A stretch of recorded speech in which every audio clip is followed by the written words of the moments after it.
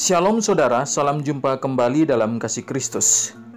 Dalam beberapa minggu ini, saya tidak bisa membuat video baru mengenai tanggapan terhadap ajaran yang salah dikarenakan bencana badai Seroja yang menghantam seluruh NTT, terlebih khusus Kota Kupang, tempat saya berdomisili saat ini.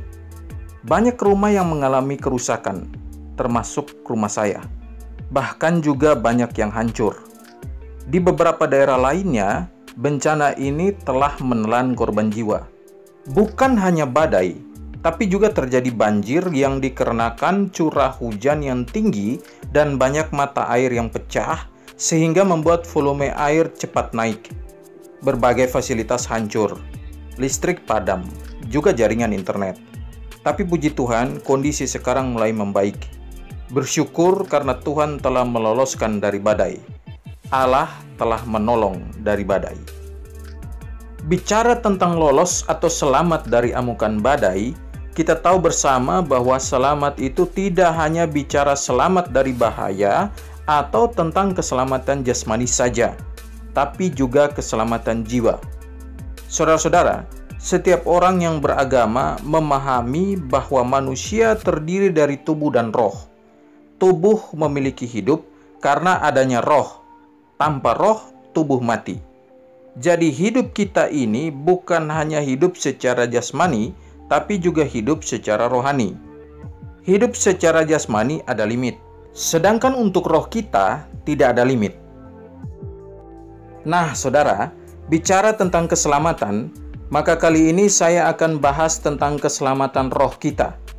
Kemana kita akan pergi setelah tubuh jasmani kita mencapai limitnya?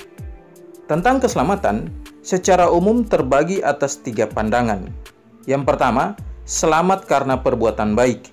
Yang kedua, selamat hanya karena iman. Yang ketiga, selamat karena iman tambah perbuatan baik. Di antara ketiga pandangan ini, manakah yang diajarkan kitab suci? Juga bagaimana tafsiran yang tepat untuk Yakobus 2 ayat 17 dan ayat 26? Video kali ini akan membahasnya tuntas. Simak terus. Poin yang pertama, selamat karena perbuatan baik. Saudara-saudara, pada umumnya semua agama mengajarkan untuk berbuat baik. Hanya saja, tujuan dari melakukan perbuatan baik itu apa? Ada agama yang menekankan perbuatan baik agar bisa masuk surga. Itulah sebabnya agama tersebut mengajarkan agar pemeluknya senantiasa beramal. Seberapa banyak amal yang mereka lakukan, itu akan menjadi penentu agar mereka bisa masuk surga. Dari perspektif iman Kristen yang didasari oleh ajaran kitab suci, dengan jelas menyatakan bahwa kita tidak akan bisa selamat karena perbuatan baik. Mengapa? Lihat ayat ini. Karena semua orang telah berbuat dosa dan telah kehilangan kemuliaan Allah. Roma 3 ayat yang ke-23. Ayat ini jelas menyatakan bahwa yang berdosa itu semua orang tanpa terkecuali. Sekarang lihat ayat ini. Sebab upah dosa ialah maut, tetapi karunia Allah ialah hidup yang kekal dalam Kristus Yesus Tuhan kita. Roma 6 ayat 23. Dengan ayat ini, kita harusnya paham bahwa tidak perlu dosa yang banyak, tapi cukup satu dosa saja sudah dapat membuat seorang menerima ganjaran dari dosa, yakni maut atau neraka. Nah, sekarang pertanyaan pentingnya adalah, bisakah seorang hidup tanpa dosa sama sekali? Jelas tidak. Ini artinya, jika ada satu perbuatan jahat di antara sejumlah perbuatan baik dari seseorang, maka itu tidak akan bisa menggeser atau membatalkan hukum. Yang berdosa, upahnya adalah maut. Dari sini kita bisa melihat bahwa perbuatan baik tidak ada andil dalam urusan keselamatan. Jadi, selamat karena perbuatan baik itu bukan konsep Alkitab, dan karenanya wajib ditolak. Poin yang kedua, selamat karena iman tambah perbuatan baik. Saudara-saudara, tidak sedikit orang Kristen yang menganut pandangan yang kedua ini. Bahkan, para pendeta pun mengajarkan demikian. Mereka menganggap bahwa untuk selamat tidak cukup hanya dengan percaya Yesus saja, tapi juga harus berbuat baik. Makanya, dalam khotbah-khotbah mereka akan mengatakan kalau mau masuk surga, kamu harus ini dan itu. Maksudnya berbuat baik. Dasar ayat yang digunakan untuk pandangan ini ada di dalam Filipi pasal 2 ayat yang ke-12. Hai saudara-saudaraku yang kekasih, kamu senantiasa taat. Karena itu, tetaplah kerjakan keselamatanmu dengan takut dan gentar. Bukan saja seperti waktu aku masih hadir, tetapi terlebih pula sekarang waktu aku tidak hadir. Nah, kalimat tetaplah kerjakan keselamatanmu ini diartikan sebagai berikut. Bahwa keselamatan itu harus dikerjakan, atau dengan kata lain, keselamatan harus dijaga. Jika tidak, maka keselamatan akan hilang. Nah, bagaimana menjaganya?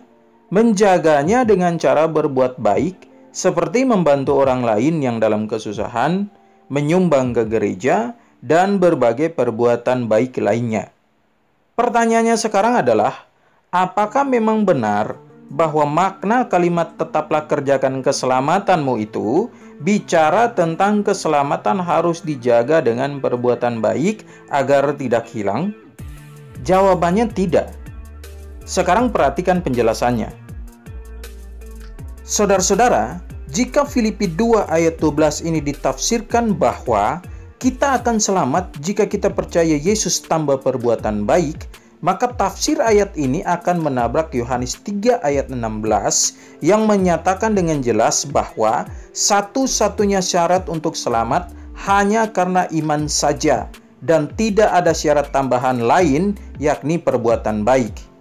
Itulah sebabnya keselamatan itu bersifat anugerah atau pemberian cuma-cuma. Jadi, jika ada andil lain yakni perbuatan baik, maka keselamatan bukan lagi anugerah, tapi upah.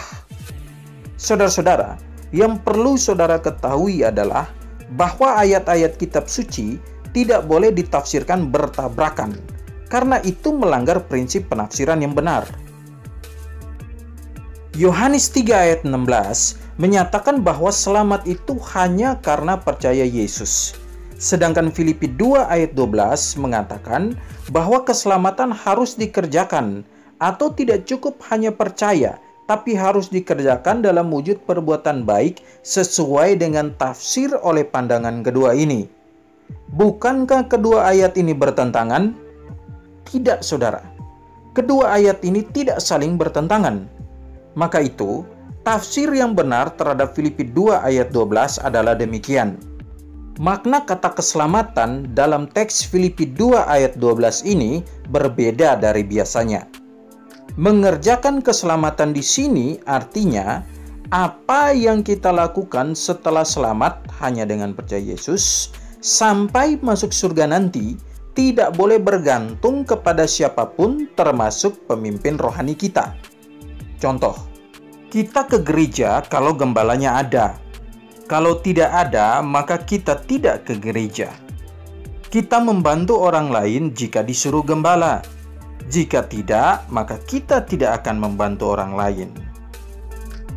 Itulah sebabnya Paulus mengingatkan melalui kalimat selanjutnya.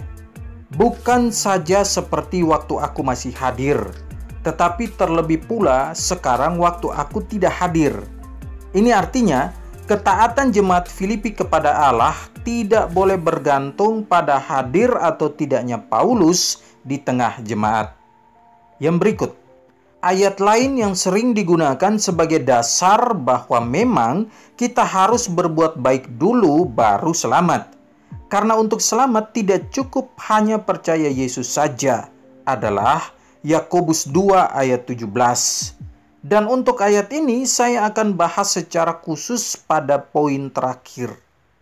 Jadi, jika kita menganggap bahwa kita bisa selamat jika percaya Yesus tambah perbuatan baik, maka ini adalah penghinaan terhadap penebusan Kristus. Bukankah di kayu salib Yesus mengatakan sudah selesai? Selesai karya penebusan Kristus. Kebangkitannya membuktikan bahwa maut telah dikalahkannya. Ini artinya tidak ada lagi syarat lain termasuk harus berbuat baik agar bebas dari maut atau neraka selain dengan hanya percaya Yesus. Poin yang ketiga, selamat hanya karena iman. Karena begitu besar kasih Allah akan dunia ini, sehingga Ia telah mengaruniakan anaknya yang tunggal, supaya setiap orang yang percaya kepadanya tidak binasa, melainkan beroleh hidup yang kekal. Yohanes 3 ayat 16. Perhatikan kata percaya, tidak binasa, dan hidup yang kekal. Ini artinya, yang percaya Yesus, dia tidak binasa atau tidak masuk neraka. Ini juga berarti yang tidak percaya Yesus, dia pasti binasa atau masuk neraka. Sekarang di mana peran perbuatan? Perbuatan baik itu adalah bukti dari seorang yang sudah diselamatkan. Kita berbuat baik agar kita menjadi saksi Kristus di tengah dunia. Sekarang, masih bisakah seorang melakukan perbuatan jahat meskipun sudah percaya atau diselamatkan? Bisa. Orang yang sudah diselamatkan memang masih bisa melakukan hal yang jahat, dan hal ini disebut sebagai kejatuhan. Bukankah orang yang melakukan kejahatan sudah pasti berdosa dan upah dosa ialah maut? Ya. Tapi upah dosa untuk orang yang sudah diselamatkan bukan lagi maut atau neraka, tapi hajaran dan didikan Tuhan. Lihat ayat ini. Demikianlah sekarang, tidak ada penghukuman bagi mereka yang ada di dalam Kristus Yesus. Roma 8 ayat yang pertama. Nah, sekarang jelas bahwa konsep keselamatan dalam Kristen adalah hanya karena iman, yakni percaya Yesus Allah yang menebus dosa manusia, dan bukan percaya tambah perbuatan baik. Lagi pula saudara-saudara, perbuatan baik atau ketaatan atau kesalehan kita itu seperti kain kotor di hadapan Allah. Lihat ayat ini. Demikianlah kami sekalian seperti seorang najis, dan segala kesalehan kami seperti kain kotor. Kami sekalian menjadi layu seperti daun, dan kami lenyap oleh kejahatan kami seperti daun dilenyapkan oleh angin. Yesaya pasal 64 ayat yang ke-6. Saudara-saudara, kain kotor pada teks ini dalam bahasa aslinya adalah kain yang digunakan saat seorang wanita sedang datang bulan atau haid. Dengan kata lain adalah pembalut. Nah, jika perbuatan baik kita di hadapan Allah itu seperti pembalut wanita, maka hanya orang yang tidak waras saja yang akan menambahkan pembalut sebagai syarat tambahan selain hanya percaya Yesus agar selamat. Sekarang lihat ayat ini. Sebab karena kasih karunia kamu diselamatkan oleh iman. Itu bukan hasil usahamu, tetapi pemberian Allah. Itu bukan hasil pekerjaanmu. Jangan ada orang yang memegahkan diri. Efesus pasal 2 ayat 8 hingga ayat 9. Jadi perbuatan baik, contohnya mengasihi, itu harus. Tapi itu bukan syarat tambahan untuk masuk surga. Sebab jika ini termasuk syarat, maka kematian Yesus di kayu salib itu belum cukup untuk membawa seorang yang percaya kepadanya ke surga. Tapi faktanya adalah bahwa kitab suci tidak bicara syarat lain selain hanya percaya atau beriman kepada Yesus. Jadi saudara-saudara, kita bisa masuk surga itu bukan karena kita baik, tapi karena anugerah Allah saja. Dan ingatlah ini baik-baik. Anugerah yang diberikan Allah bagi kita itu bukan karena kita baik, tapi karena Allah baik. Karena kebaikan Allah tidak bergantung pada kebaikan kita.